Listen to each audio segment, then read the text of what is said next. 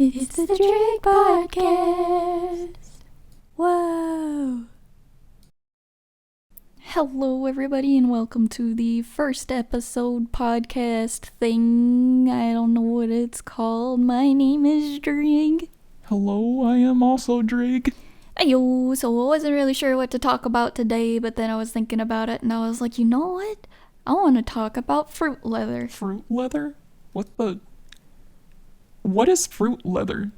Well, I am so glad you asked. Fruit leather is just fruit that you heckin' blend it up in the mush, and then you put it in like a food dehydrator and dry it out, and then you can like roll it up and stuff. You got like fruit leather. It's really good. You should make some.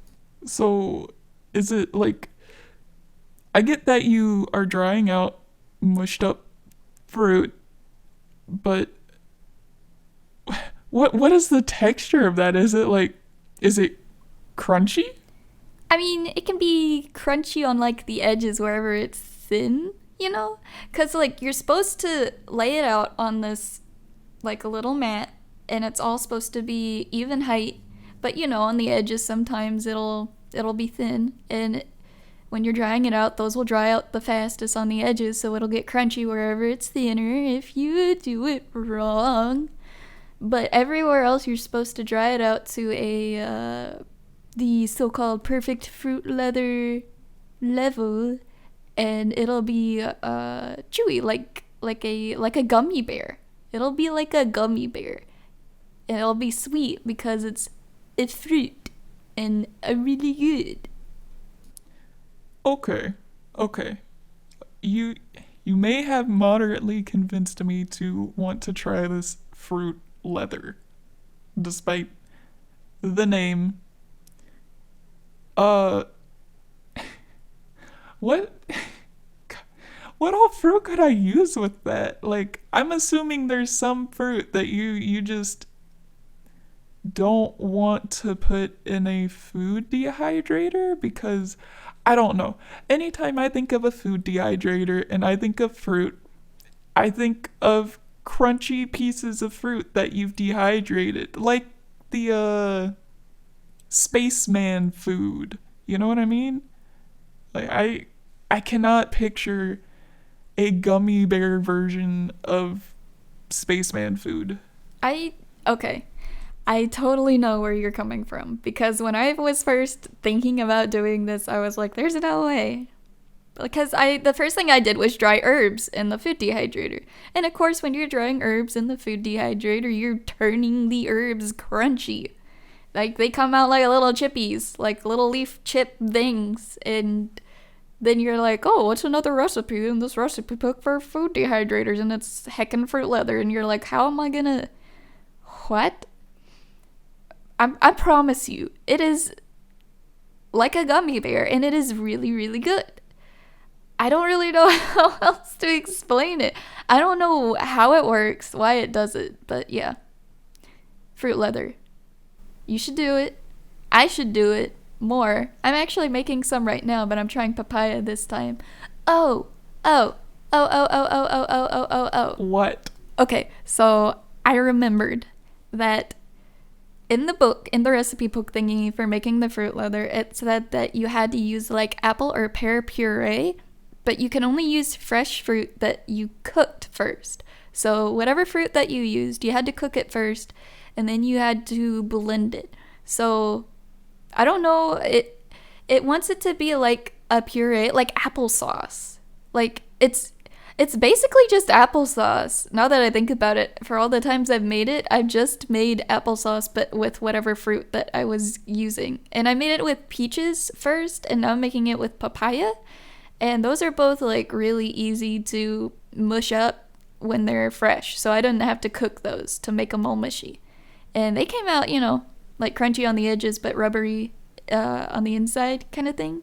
Because didn't spoon them out quite right and made it really thin on the edges. Yeah.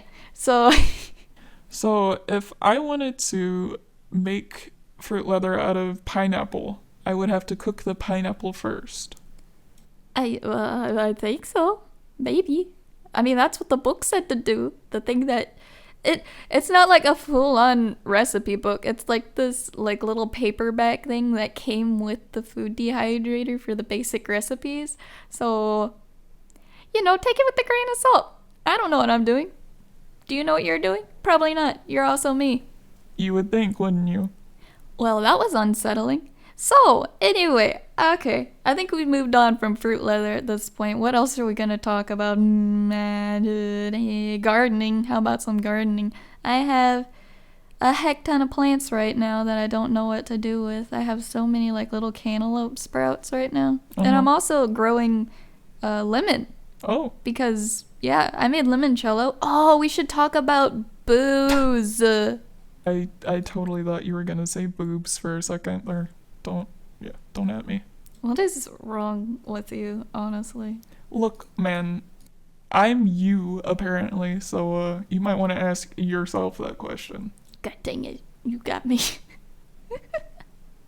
Okay, well, anyway, we're like way past the 5-minute mark. We're currently past the 6-minute mark. I thought you only wanted to go about 5 minutes on these podcast thingies.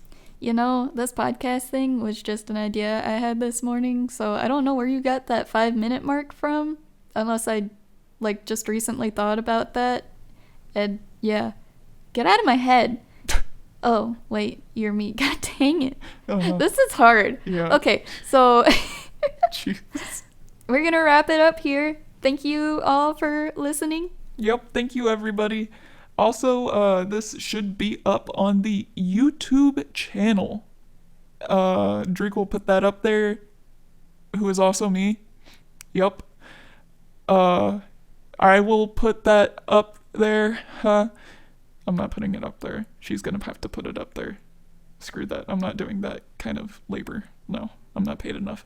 So just check out the YouTube, and if you're a supporter on Patreon for the podcasts, this first episode will be available to non-Patreon supporters, just so that way they know what's up, and hopefully other people can help Drig get some better equipment to do dumb, crazy stuff like this, and eventually help pay for her therapy. Dear God. Well, thanks. All right, guys, as she said, this is the end of the podcast. Thank you all for listening. Hope to see you soon, and bye. Bye. It's the end of the Drig podcast. Why?